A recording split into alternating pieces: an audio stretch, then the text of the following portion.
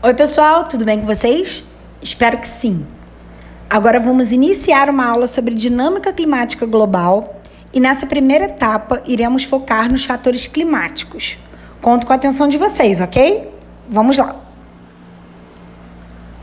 Começaremos diferenciando dois conceitos básicos, que geralmente são tratados como sinônimos: o tempo e o clima.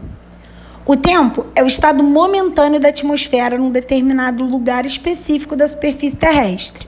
Ou seja, quando você abre a janela e constata que o dia está ensolarado, nublado ou chuvoso, você está observando o tempo. Já o clima é o acúmulo sucessivo de tempos, o que significa que ele vai representar um conjunto de comportamentos da atmosfera que se repetem ao longo de anos, décadas. Para identificar uma mudança climática, é necessário estudar por volta de 30 anos os padrões temporais. Assim, enquanto o tempo é instável, já que ele pode mudar de um momento para o outro, como o humor de uma pessoa, o clima é estável, já que, como eu disse, ele reflete padrões, assim como a personalidade de alguém. Dessa forma, tempo e clima são objetos de estudo de ciências diferentes. O tempo é estudado pela meteorologia, enquanto o clima é estudado pela climatologia. Existe uma série de características que determinam o clima. Essas características são chamadas de fatores climáticos, representados pela latitude, altitude, relevo, albedo, vegetação, evapotranspiração, continentalidade, maritimidade, massas de ar e correntes marítimas. Ufa, muita coisa, né? O conjunto dos fatores é responsável pelo comportamento da temperatura, umidade e pressão, que são os três pilares que definem os atributos ou elementos climáticos, os principais aspectos de um clima. O assunto da dinâmica climática vai ser apresentado de acordo com esse slide que vocês estão vendo, só que de trás para frente. Começaremos falando dos fatores climáticos, depois trataremos dos atributos, até que, por fim, chegaremos aos tipos climáticos. Então, vamos lá. Como eu já disse anteriormente, os fatores são muito importantes na caracterização de um clima. Assim, começaremos pela latitude. Vocês já viram em cartografia que latitude é a distância em graus de qualquer ponto da Terra em relação à linha do Equador, certo? Então, o primeiro fator a ser considerado na determinação dos tipos climáticos deve ser esse, pois ele fala sobre a quantidade de calor do Sol recebida por uma determinada porção da superfície terrestre. Dessa forma, essa quantidade de calor recebida depende da intensidade e da duração com que chega a luz solar, ambas dependendo da latitude. Na linha do Equador, a duração da insolação varia pouco durante o ano, porque o dia e a noite têm aproximadamente 12 horas. Não é à toa que uma das principais características do clima equatorial é o fato dele ser quente durante todo o ano, tendo praticamente ausência de invernos.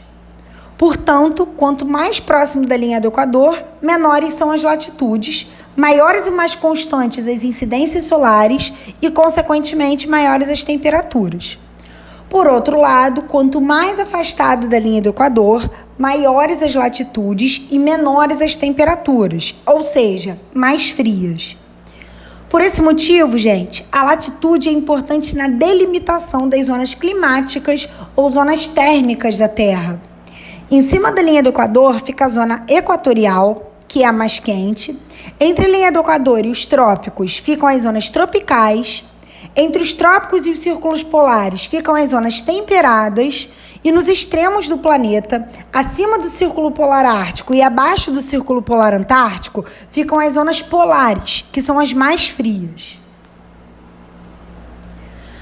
A altitude é a variação da altura a partir do nível do mar. Portanto, quanto maior a altitude, menor a temperatura. Isso se justifica porque em baixas altitudes as colunas de ar são muito maiores, o que faz com que a quantidade de gases, umidade e material particulado também seja grande, favorecendo a retenção de calor. Em contrapartida, regiões em áreas de altitudes muito elevadas tendem a ter uma menor coluna de ar sobre elas, o que deixa o ar mais rarefeito e, consequentemente, deixa as temperaturas mais baixas. Na imagem, é possível ver que existe uma relação clara entre a altitude e a biodiversidade, já que nas regiões próximas ao nível do mar, há água em estado líquido, fundamental para a existência de vida, considerando que a maior parte das reações químicas dependem dela para acontecer, já que ela é o solvente universal. E calor, que ajuda a catalisar essas reações, condição também fundamental para a existência de vida. No entanto, regiões de altitudes muito elevadas, além de serem mais frias, têm a maior parte da água em estado sólido, o que acaba reduzindo consideravelmente a sua biodiversidade. Outro fator climático importante é o relevo, que vai implicar em duas questões importantes. A primeira já foi dita, que é a altitude e sua relação com a variação das temperaturas. A segunda é com o deslocamento das massas de ar, já que os relevos podem funcionar como barreiras que dificultam o livre deslocamento dessas massas, como vocês podem ver na imagem. Essas barreiras influenciam na dispersão das chuvas e na formação de áreas com certo grau de aridez. Podemos ressaltar que a parte do relevo que dificulta a passagem da massa de ar úmida, que vem do oceano, é chamada de barlavento, enquanto a parte que recebe os ventos secos é o sotavento. Mas trataremos disso mais a fundo quando formos falar sobre tipos de chuva nos atributos climáticos.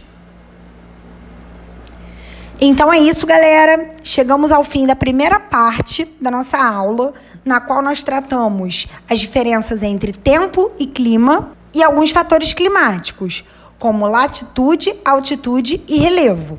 Na próxima aula trabalharemos mais alguns. Espero vocês lá. Um beijão!